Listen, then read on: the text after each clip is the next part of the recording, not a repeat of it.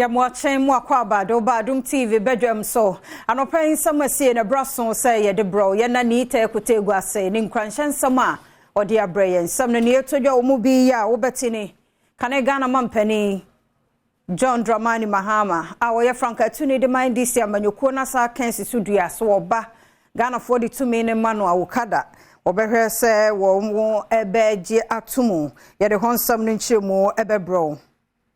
Yabeko na kanema mpani John Dramani Mahama na ekasa say ne schools project ahodo no a MPP aban ama no aka ho ayento so ni nyina ne say get fund hu sika no ade ase ade akosi wo baabie sansemi ni sembi na no pay me de browse Adom TV Badwam kase wo share me live on Facebook/Adom TV Extra Go TV channel 119 DSTV 280 ko YouTube Adom TV Tube bidindi afia amankwa tamaklu afia ni DMT seden samni chiremu ankasa etie NDC amanyoko franka tuni kane na oye yama mpani John Dramani Mahama se nyame yadom na benwana ebedi ne nsane ne NDC a obehwe na Okada ne tricycle adwuma yakoso o memu no yebeje atomo na aye amamra efise eno so ede adwuma aba o meye nhehye agodo nyina ebetumi abo nipa ene ajapade ho ban ye munsam Adom TV kase etwaso yi. I've said it and I'll say it again. In 2020 we're very clear about it. We're going to legalize Okada and all the tricycles, and we're going to regulate them. Right now, it is a reality that exists. No government can come and stop it. And yet, because we are behaving like ostriches with our heads in the sand, we are refusing to legalize it. If you jump on an Okada now, or you go into a tricycle and you have an accident, there is no insurance because they are not legally allowed to carry passengers, and so you will not get any insurance. Osankatu also say, Okada no tricycle adwumayefo no, wobema wonom commercial license and insurance na fee, wahwa akwanpa obema wonom aye wonom adwuma se de be ya akwanhia ene kronobo a wodi moto ebo no ni nyina etu obetwa. But if we legalize and regulate them, they would have insurance. If anything happens, you will have an insurance cover if you are injured. And aside from that, if we legalize and register them, we can be able to tell the difference from the genuine Okada riders and the armed robbers who use motorcycles to go and rob. And that will help with safety and security in our communities. And so, yes, we will legalize it, we will regulate it, so that the young people who are in that business can do their job. Ora John Dramani Mahama mananso wa wasaden sam fofra to dwa wo chiremo se schools project ahodo no dodo no ano ene akansensen mu fi Ghana Education Trust Fund get fund no ade se mampani adodankwa kufuado ede akwakosi awowa enti no sika bia ntumi emma na yatumi ade awiewie sa ne man visa aban ne de ka Adom TV kase etwaso. Infrastructure is common to everybody. Infrastructure has come to a standstill because the GET fund has been collateralized. This government has taken the GET fund in advance and used it. And so all the money that is coming in the GET fund today is going to pay the debt for the money that they have taken. And that's why all the projects on your campuses have come to a standstill. And so I have suggested that they should add the GET fund debt to the debt restructuring, so that it frees up the funds for us to be able to pay the contractors to continue the projects that are on your campuses. Dramani Mahama achiremu se so nya kwanya sanba bedi man subioma enwuma ahodo a wo hyase wo na memwo penso ya wonwie nyina no obebo modia so obewie ni nyina ansa na wahye foforo ase. And as I've said, we'll prioritize ongoing and abandoned projects first before we continue new projects. So on your campuses, if you have abandoned dormitories, if you have abandoned dining halls, abandoned administration blocks, abandoned whatever facilities, we will tackle those ones first before we start building new ones. You'll agree with me that we do have challenges with the implementation of the free SHS. We're going to sit together and think through those challenges, and we're going to solve them together. Tegusoye YNDC amanyoko no ensemo na one more parliamentary candidate wo New Durban North abatom pesua so ewo poye Samuel Adongo na wode to national regional constituency ne communicators NDC menyina anim se one Frank Tuni John Dramani Mahama 24-hour economy no won mo hu dawro sa man nko Ghana fo etirimo sabeya ebegyina no so na Ghana fo de tumi no ama won no abuman Adom TV etwaso policy na yede ba abem no ade a amanya etumpo enei policy omo practice ko ba bia yina developed countries no ko we can wrestle what na ko he China no Asia ane kokwe ni omo ye omo na omo de ejuma ana de esi omani so a omo ye anu na abu amasa omo ye tibetumpo ade na yede yetumi ye entefutu ade mo no sen omo yisom na se pedifone so mumpa aye MPP amako no obi amema bia amra amajoini NDC na prepare de NDC ana ya maku aye ba be so my Ghana mu ni achichire na chichi ni ye na NDC emu ayede no my Ghana be fone to my pay France NDC amanyoko ni James nani a won New Durban North abaton pesua so osey agimendua enso kasayemu ene wodi tuja se ebe yemfie wo twenie ya MPP amanyoko no be hyase ebu wo man yi no enya de se wonom abaton pesua no so honom no wahu mpuntu obia e wo honom ne senti ebraso se wonom etu amanyoko na se efi abaton pesua no so honom se be ya obehu mpuntu pa no cray started abatwo year 4 friend is saying 1992 Fourth Republic yenye yakonya weida na am say yenema bia na yenhyeda enye ni yie nti ana ma yenti menye yenye ni yie because ehye obi bia tinim say ha ye MPP akonya na MPP akonya de ye den ya yenti menye ba me no ena ba bia minyiye ba bia me try yenti me believe in impossibility me life nyina no me ti se broni bibia ye possible mame ba bibia no me hu ni se odi ahoden ani nimdie ani nkabo mu hyemu a obetimi adi nkunim constituency wenye constituency ayenti menye so obi aye bi wo ba bia yensu ye betimi aye quarters intino abato mo enkomodie medemo kwan PP amanyoko no mu wondwem tenani ya wo manson edobia wono so de to party achitafo no echiri ntokwanom ne ade wonyin free ho na ene ya wo hwe animo samemenda won kwakoyi parliamentary candidate no won hwe se bibia betumi akoso yi owura Kofi Champon ene de tudwa se won pesua no so de asomdue e wo ho pa ti wonya ne a wono mo betumi bia se beye owura ya from pon won be se tumi ato aba no ayi ni biem adofo amoba momra asumdwemu na yeso yemfa asumdwe nye den enyamokwan abatu we yede ni nyina hye yisi ene police for ensa Ghana police ensa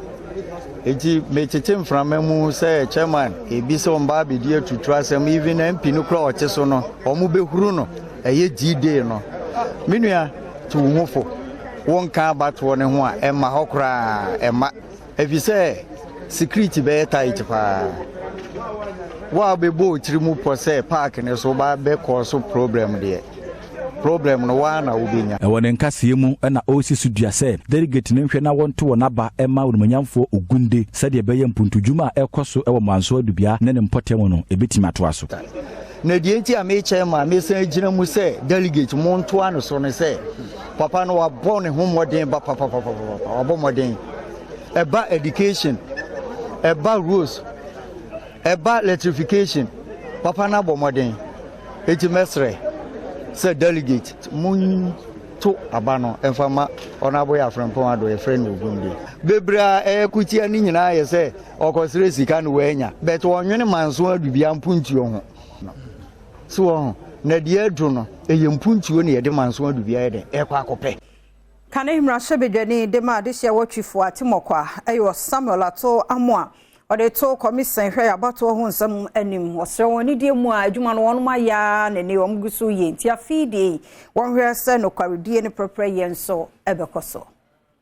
Kane twifo atimokwa amra shebedwani Samuel ato amoa e de adesrede ato electoral commission ene wonum adwuma yefu nyina anim se omomodin ase obehwe ama afi abato a eba so no bibia akoso yie se de be ya obetumi abo men asomdwe ho ban ne kasa yemu ene wakire mu se afempinu ene edunu na abato no eya ade ye ani bre ema amanyokuo nyina esanse obia epre se obedi mu enkunim ne senti electoral commission panyinfo ewo no madwene se obedi aboa amanyokuo bie ne titiru ene amanyokuo ye tisuo yi a anhwe yi ana atoto men asomdwe ase ode tudwa se enya de sendi samanyuku ne betena se ye nhwe han ama afimpinu ene edunu na yabato mu no nsisie bia akoso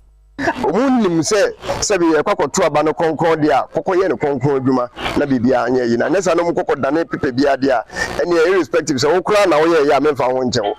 nti se basabasa yo ne basabasa yo eno ane se ye kwakoto aba koto dia fine na wo de ekọ oyisu ko no koto ne dia fine na wo de ekọ na mumu ye electoral officer na wo ye wadwen se ko chenyi figa nko adia ohonto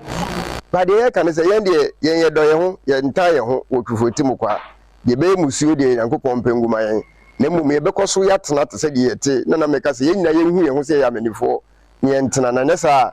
emwa ye na ye mmom ye mfa asomdwe enkonkoto. Fisheries and Aquaculture Minister wono nso eya wutu senya East bomra shebedwani Hawa Kumsen na was 2024 abato aye beto no afi mu nyame de dom ye no enya agro de kura ye serious business tina was ne manfo bia yire no mu na wo mo ye ne wo betumi se be ya banwa no ebekoso akura MPP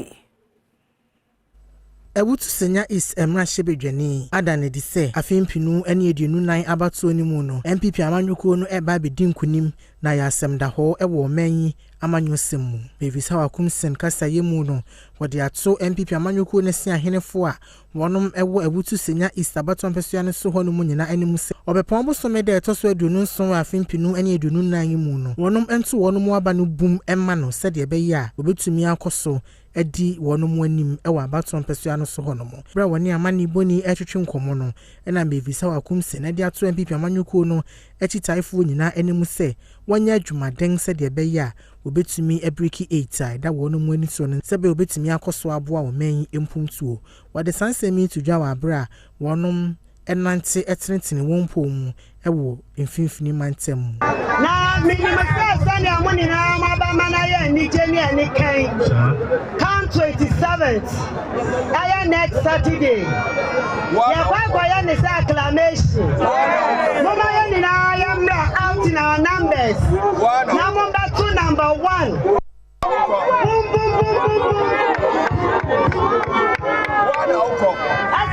election 2024 Sabio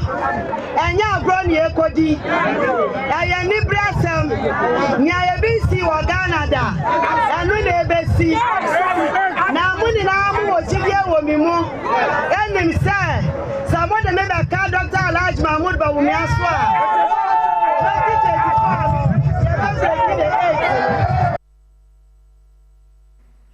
2024 yanko etiwa East Ora Ernest adade redu ani da kwan se obe prem rahebedwa akonwa no na eno no de to delegate ni nyina anim se wo de ema no no gina mu de ma won se wo rahebedwa ni de pre no onyamu nkunimudi a obehwe na atiwa East de enwumasua ebe ma ne mu so ewo ho school bibiri wo putamu ha uko enyine si ni na sefo a school dan asabe kwara ko mu no enso ni tefo se ebepe adage ni atie ni ave sa structures na kwara etmesuya de was the environment I clean krum has a matter for a school or as your deal miankasa na e pavilion miankasa de my own resources ashishe modern blocks am say school no korea so ni my mom community table see masaye teachers table I dey common years for delegates to is delegate me chiamo eye makoa adade redo am da number 4 igidi say about aye munyimi ma munyim nyamaye sabe bi meye MP ni ma bibri na maye o sabe ni pabrabo timemufu bi amani boni ne wono motwetwe nkomo no e de adesrede to esi ahenefo a wonom ewatiwa East animu se wonom ento aba no ema Ernest adade redu sense wonom ewogidie wonimu pa se wonya akwanya ekomrahye bidwam a obetwa nani aba beboa wonom ogidie wo ono abomu pa tem ogidie ni se ono aboyo bi a sabe menena nante ache amwa bebre ni adoye a woye boankofo ewo ye mantamu ha constituency ha menene ba ha no mo adoye bebreba wo ye ma amanfo me mo dide sese wo ba betima boa atiwa east ama mpuntu akoso. Since 2012 every weekend bia ye ne wa ha ye ne no ye kwa ware ase ye ne no program bia festival program bia ye ne no ene wa ha na ye pro bia emprempren obetimi aboan na watimi aka party no nipa ewo mu no enyina abom